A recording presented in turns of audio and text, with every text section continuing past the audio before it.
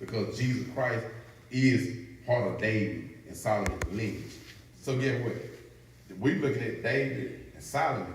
This thing carried on to Jesus Christ. Yes, sir. It was a walk that he did. Yeah. All the stuff he had to endure and take on. In the midst of it, he kept walking right. Even when they put him on the cross, what he did, he used to forgive them. That's right. We're gonna be talking, y'all got me up on the cross, forgive. It's your man, how you treat people, how you talk to people, how you respond to people. All those things are in your walk. How you love on people.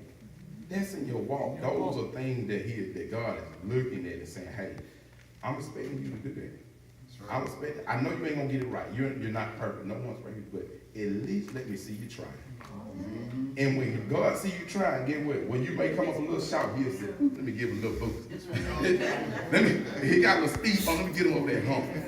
Because let's be true. It's tough out here. That's right. Everybody ain't loving like this. Everybody ain't loving on you like this. Some people, boy, are trying to put you further in the ground or further left field they can. But God still requires you to love Him. Yes, that's right. In your walk. In your talk. The way you, man. You gonna say nothing about nobody gonna do. Watch the sign. Watch the sign. Watch the sign. Watch the sign. That's it, D. Watch the sign. Good God Almighty. Because people can hear what you said, but your action must speak loud. Every single time. You can say you love me, but you know your action, how you treat me, gonna tell me this. I don't know if you love me like that. That's a different type of love. I ain't saying that. I'm glad you don't hate me. I hate to see the other side. But he promised success to Solomon. And not only to Solomon, even to generations that come. Right. Hold on to that family. What even the Bible tells us, what he to put into practice all you have learned. Get what practice means. Oh, Jack out what that means. Something when you're practicing what happens. But get what? Get up. Come on, let's try it again. Run it back. Sometimes you gotta get it serious. You know what? Run it back. I might have had a rough night. Might have had a rough 22, but I'm gonna have a good 23. Run it back. Sometimes we have to say that to ourselves. Sometimes you gotta encourage us. Say, you know what? I know what they think about me, but you know what, God, what you got for me to do? Then you get that's a sense of humbleness. When you say, Lord, what you got for me? Right. Not, Lord, let me tell you what I want you to do. You heard, Lord, what I it's right. Yeah, that's a different conversation. That's right. Yeah. Minister, that's what I like about verse 15, where it said, it says, now my eyes will be open and my ears will be attentive. That meant that he's gonna constantly be looking for that. Even though I didn't see it, you might have messed up this time and I didn't see it, but I still got my eyes open to see if you still going through the process. And that's what we have to realize, because sometimes we more hard on ourselves than anybody. Simply because we erred or made a little mistake. That don't mean just give up or throw your hands up. That's right. That means get back on the path. Because his eyes are always attentive and his ears are always listening for your prayer. That's it. That's it. That is it. That process. That's it. That process. That is a process. And with the promise, he said promise to deliver. It's a promise to success. But then it also the promise of destruction. And it was amazing how he built it up. Sometimes that's how you do people. Sometimes you can't just go tell them. Sometimes you say, hey, look, no, you do this, you do this, you do this, but you. But if you come in, all my, I'm in the turn now. Here I go. I'm running because now it's like you beat me up like they beat me up. That's what it sounds like. But if you come in and you build more, this idea is the promise or deliver the promise for success, even through your family, your lineages. That means if you set your pattern, oh my God, I don't know what happened years ago with your mom or your father, who didn't teach you this, what, this, that. But right now, he would tell Solomon, you got a time right now in your life to set the pattern different from a generation to come behind you. That's right. I preached a sermon back in what's saying, if you want something different, you got to do something different. Guess what? Did what he had. He would tell Solomon, you different. That's right. You wonder why God pulled you out of because you different. That's right. You different. So guess what? He requires you to do something way beyond measure. You different. So it's Solomon, look, you getting ready to change lifestyle right now. You getting ready to set a pattern or lineage for your family, for your children. Right now, we got everybody here. Everybody here that's set a different lineage right now, different levels. Look at your life. You look back, me and mom and dad was talking about, you know, when we lived back up in Newbern, and dad was talking about how my grandmama could pick cotton. But then I began to look at what we eat now. It was a lineage. Somebody had to change the course of something. In every level, somebody did something different. And guess what? It wasn't the same person. It got handed off. That's right. But it still had the same walk, still serving the same God, still praying to the same God, still seeking the same God faith. But it's just a different level when you take it. That's right. You know what, Brother Teacher? The key to that is the foundation stays the same. The building has to change. There you go. That's why a lot of people are afraid to change. They think when you change, you don't change the foundation. You just change because you can't do what they did 50 years ago.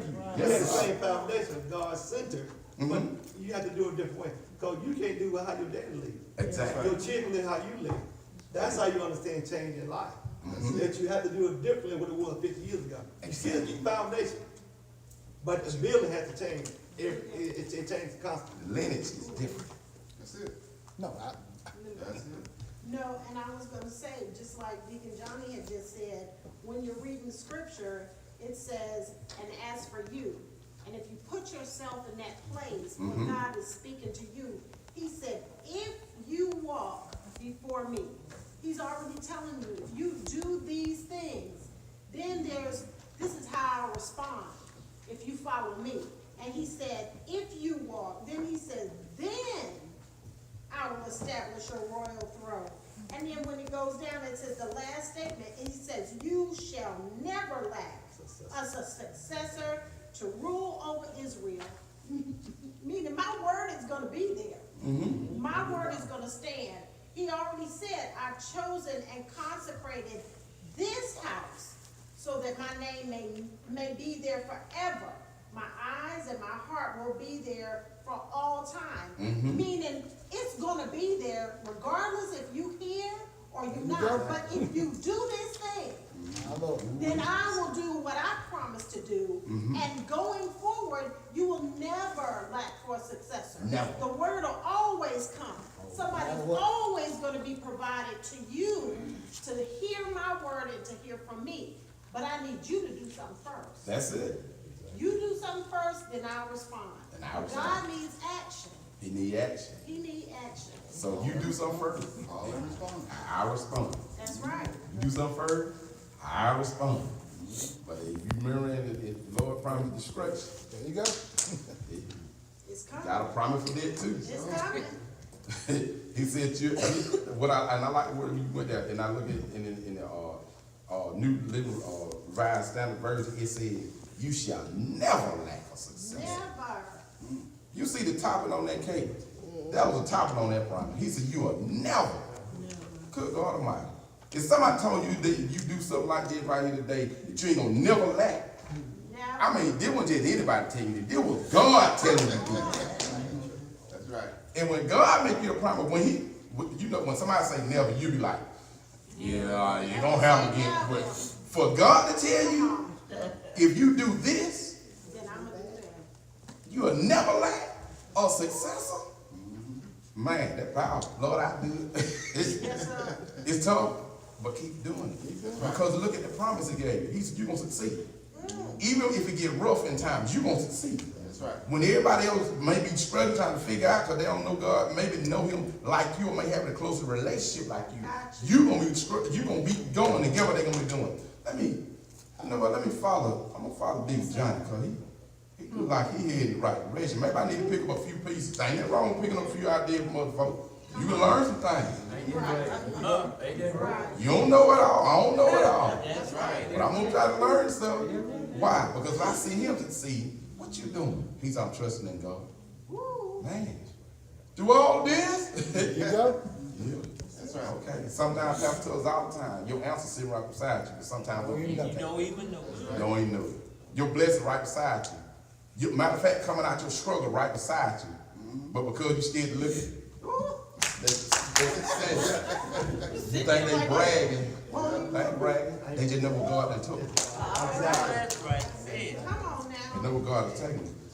But get in the destruction part of it. It says, but if you turn aside If you, and forsake my statutes right.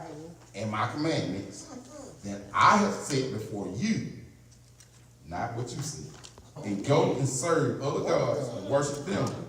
He said, then I will pluck you up from the land that I have given you, in this house, which I have consecrated for my name. I will cast it out of my sight, and I will and make it a proverb and a byword among all people. All right. There go the destruction.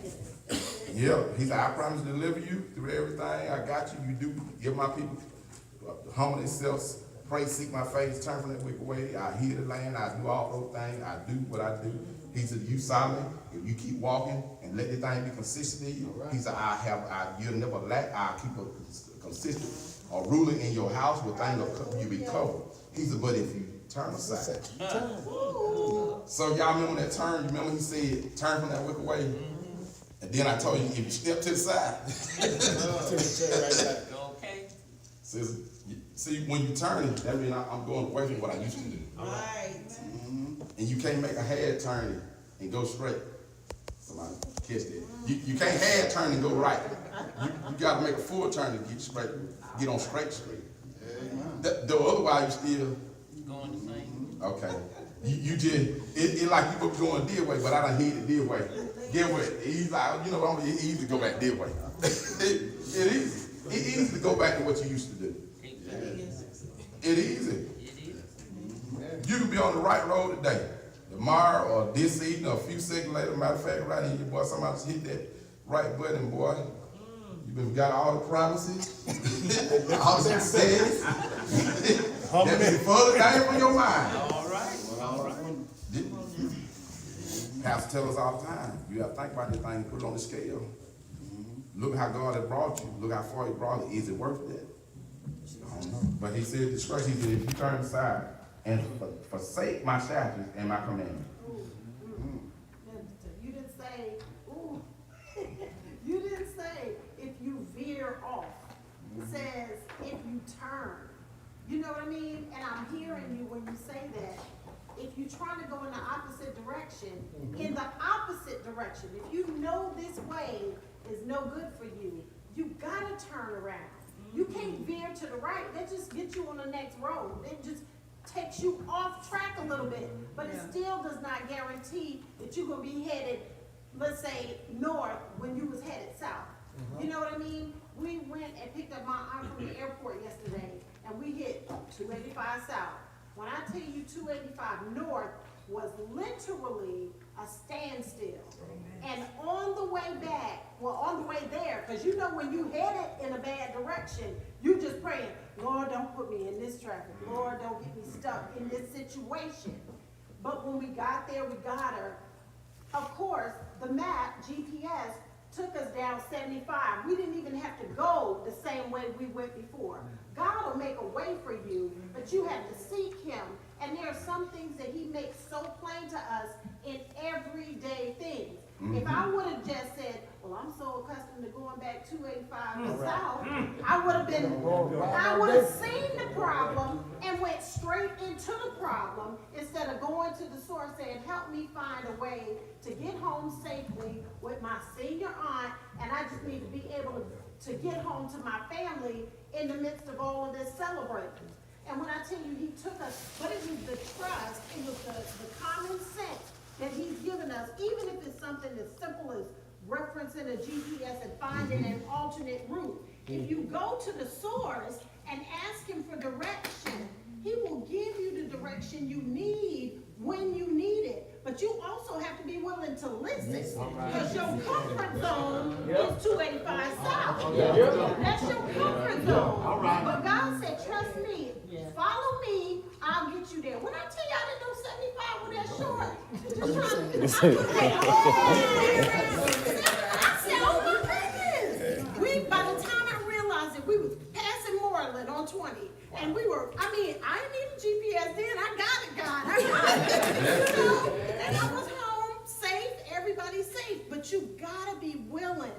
So when you see the problem, you gotta be willing to go to the source, and sometimes you gotta be willing to turn and not go with what you're comfortable with. All right. Because your comfort, that's when those problems come, the things we comfortable with. Yes, sir. We gotta be willing to turn. You're right. It's amazing. You know, we make life real difficult. We do. Life ain't difficult. We do. If you look at where Mr. Tim came, verse 14 told you the whole thing. If you would do these things, Yeah, then I'm gonna do this for you. that's right. Sometimes in life, we don't pay much attention, but sometimes life is real simple and we make it hard. I think about when I first started coaching. I played a lot of football, but I hadn't coached any. So I thought I'd go to all the old heads and I'd learn as much stuff as I could. And this guy would tell me this, and this one tell me this, and this one tell me that. And I'm trying to figure out how to put all this stuff into it. And lo and behold, a girl, Oh, and I don't want to sound chauvinistic, Yes, you will. a girl told me one day, Coach, I think y'all making this thing kind of hard. And I said, what you mean, baby? She said, I watch y'all out there on that pasture, that's what you call it, the fiercest girl from the country. You watch y'all out there on that pasture. It seems to me that y'all got a white line down there on each end of it. And every time you cross that white line, you get points. And I said, yeah. And she said, well, what's so hard about that? And I said, well, you got people out there trying to stop you from getting there. She said, well, it seems to me that all you got to do is dodge them. Let me finish. All you gotta do is dodge them. And I said, well, I guess you got a point there. I said, but you to be able to get the ball and to get across that line, a lot of times you got to have the ball. She said, well, I noticed they let y'all wrestle and do all kind of stuff out there. You just beat them up and take it. So, you know, when you look at the irony of the thing, it's a simple game. All you got to do is beat them up, kick them, cross that line more time they cross, you going to win. 14 and 15 told you just that. Yeah. You do these 4 things, then this is what I'm going to do for you. The moral is, let's not make it so hard. It's really simple. And you know, when it say turn, we can't go 2 ways at the same time. Can't be divided. Right. That's right. And turn does not mean a 360. If you do a 360, you're going the same way. Yeah, when I was doing the circle. But we justify by saying, I turned. Yeah, you did. Yeah, you turned. Turn all the way. But what you really did, you just made a mess. You made But you still going the same way. You still going the same way. And I like what Deacon Johnny said when he said, he hit the nail on the head, the foundation. The foundation goes generation to generation to generation to generation. Only thing that changed about it is who's building on it. That's right. And what happens is when we forsake what's supposed to be built on the foundation, that's what changed the whole situation. That's right. And from generation to generation to generation, we serving the same God. You just can't build the same thing on the foundation. That's right. It changes. The building changes, but the foundation stays the same. And let me tell you this, who's giving the plan stays the same. All right. Anytime you start forsaking, well, this is how we used to do it. How does he do it? That's it. If God was interested in how you did it, then you would have went to the cross. But he's interested in, can you follow the plan that I give? That's right. That's right. If you can't follow that plan by giving your own agenda, and that's what he was telling Solomon, don't come in here with your own agenda now. That's right. Because I gave you a title and I let you lead a couple of people and you know a few scriptures, That's right. that don't mean that you come in here with your own agenda. That's right. We still stick to the process and the plan. That's right. And you still get your information from me. That's the source. There you go. And That's how you're able to build on the foundation. it's just so awesome, because I just want to piggyback off Pastor, because we all have had house trouble. You know, things that have gone on in our house damage. No matter what happened to your house, no matter what home improvements, what new furniture, new windows, new doors, a new wall, a new roof, new floors, but you've never affected, whenever somebody comes in to make the repairs, they never affect the foundation. They fix everything else because ain't nothing wrong with the foundation. It's what's built on the foundation. It's the structure of it. So if your structure is damaged, you can repair the structure, but the foundation, they always repair from the bottom up. They never affect the foundation. You can come in and literally practically rebuild a whole house, but the foundation is the foundation, and there's nothing wrong with that. And as long as you stick with the foundation, as long as you stick with the word, you will always be able to successfully build anything, as long as you stick with the foundation and you stick with the plan. Truly. And when you look at that verse, it said, but if you turn aside and forsake my statutes and my commandment that I have set before you, Yes. what I said, the blueprint, the blueprint. You turn aside and want to do your own thing, and he said, go and serve other gods. Come on. And not just serve them, worship. See, one thing, serve another God. But when you get to worshiping, good God Almighty, boy, I'm a jealous you really God. done turned to a side. Oh, I'm a jealous God. You out there serving, because you know, everybody know what I'm saying, serving, like when pastor give us their word, we go out and we serve the other. So you serve. But then you come back in here and you still worshiping. I'm here, but I ain't here. Okay. Yeah. I'm thinking about my job. I want to think about how much money I can make, and I done begin to make this thing. But I'm serving this job. I'm worshiping this job. You know what? I would come to church, but I'm doing work. Boy, they gonna pay me 3 times a month. God said, hold on, I got you either way. The money you get, I own it anyway. I gave it to you. You want, so he want to make you look, and if you turn aside and go doing stuff, you ain't got no business. Now I understand some people have to work on Sunday. But when you it's different when you got to go work on Sunday than when you make a choice to go work on Sunday. That's right. There's a difference. Some people have to do it. But when you make a choice just to do it, I said, hold up now. I got you now, but okay, we'll deal with that later on. You still good. You ain't out of my grace because you make, you good. But he said, if you turn aside, he said, then I will pluck you up out of what I gave you. Now, boy, so I know you probably said, God, I think you're an enemy. But he said, if you don't do right, I got to take it from you. That's right. It's just like we do our children. They get out there and they got stuff they don't do right. Guess what we do? You can drive along, you can do it, you can have it, you can have the phone, you can do all those things. But go to cut it up. Get what? I'll take it up. You said, well, that ain't gonna work. Well, they gonna help. They gonna help. Exactly. So it's a lot of times that was God. They said God will give us stuff, but when He sees us not doing right, why? Get what they do? Oh, they done got arrogant. They ain't humble no more. They done got a little something. They done stop praying to me. They feel like they're more than everybody else, man. They don't even seek my favor. No more, man. That's when last time you, okay, Easter, okay, I seen it. All right, he go to, hold up now. When you didn't have it down, you were praying to me all the time. But now you done got a little something, you done turned aside.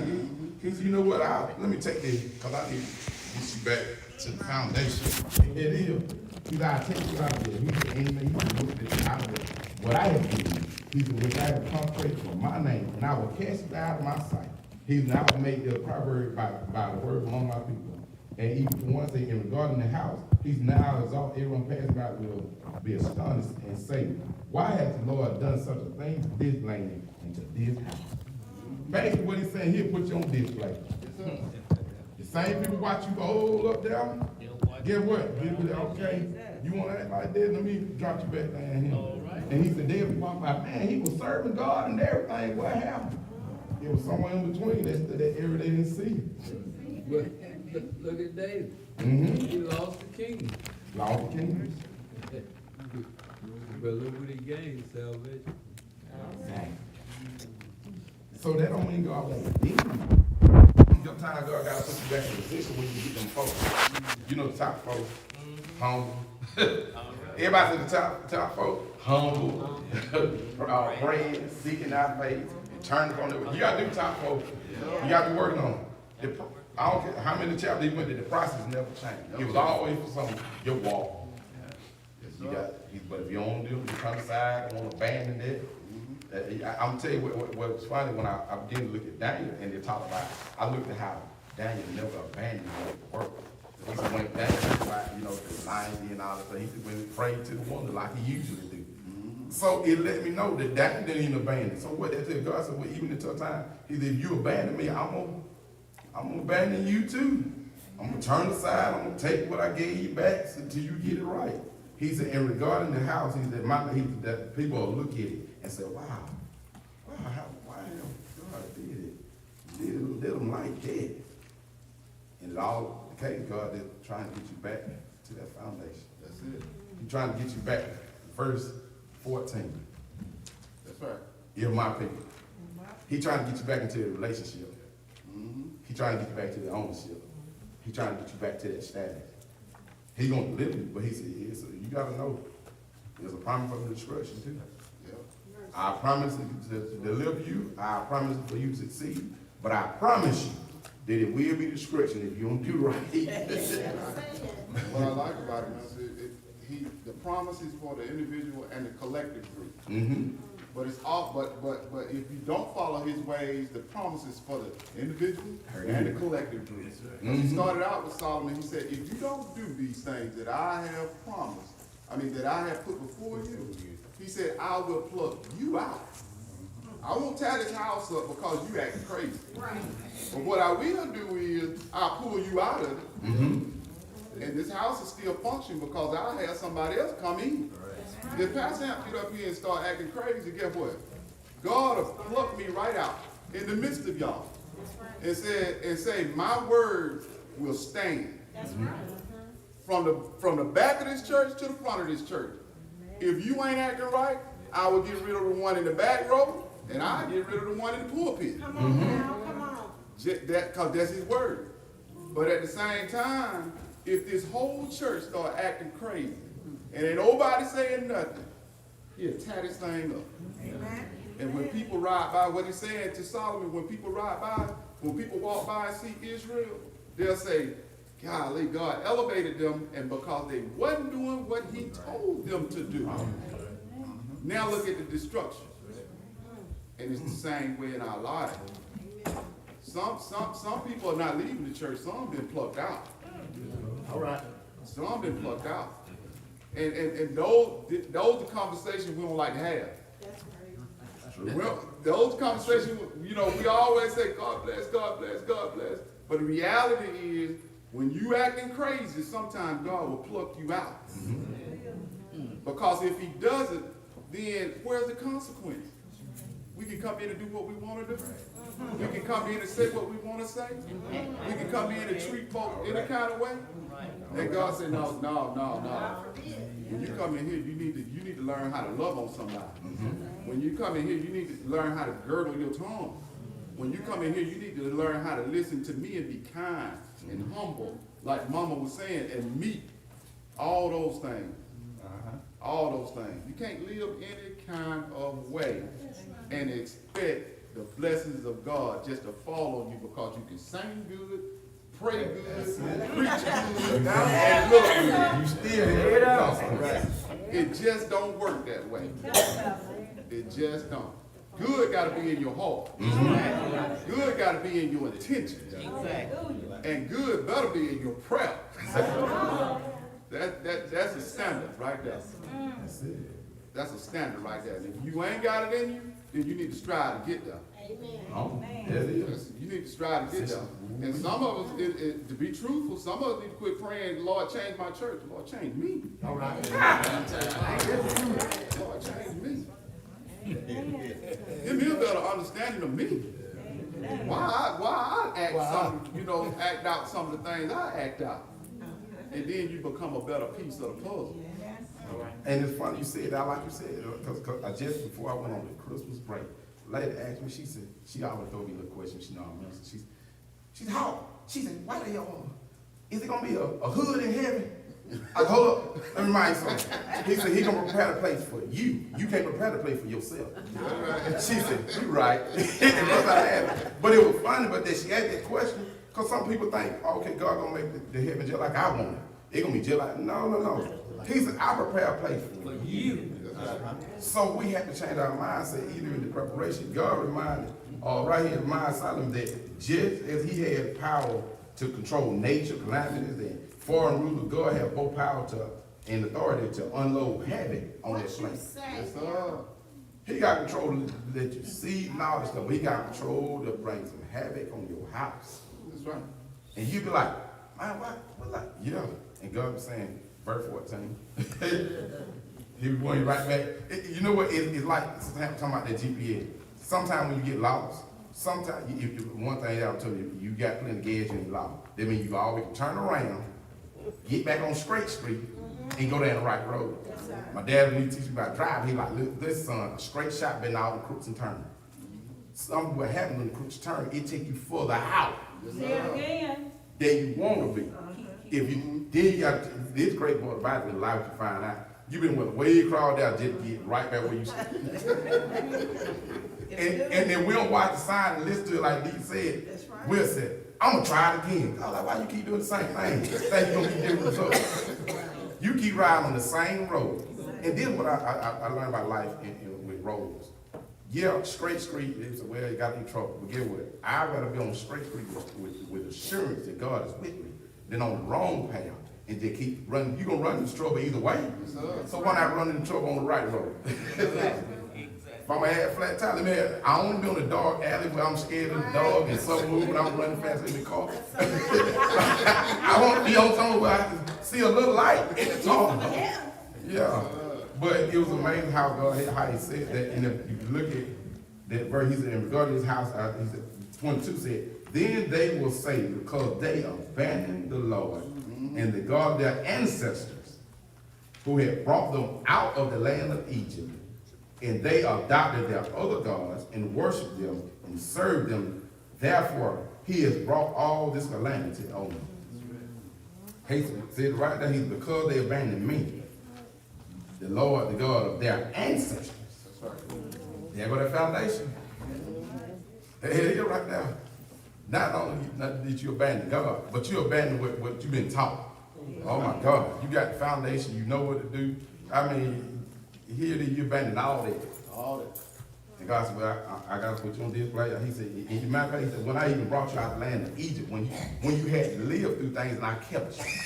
Satan was on the land and I kept you. I brought stuff, frogs that go over the land and I kept you.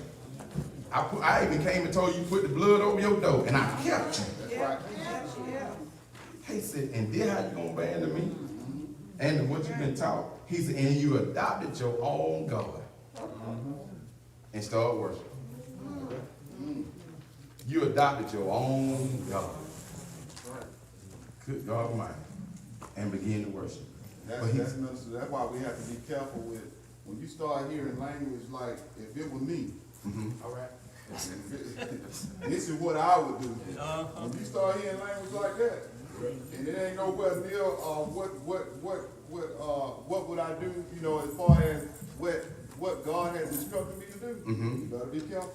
You better be careful, because we'll lead ourselves in some mess now. Exactly. When you follow somebody who's not seeking God, you better be real careful.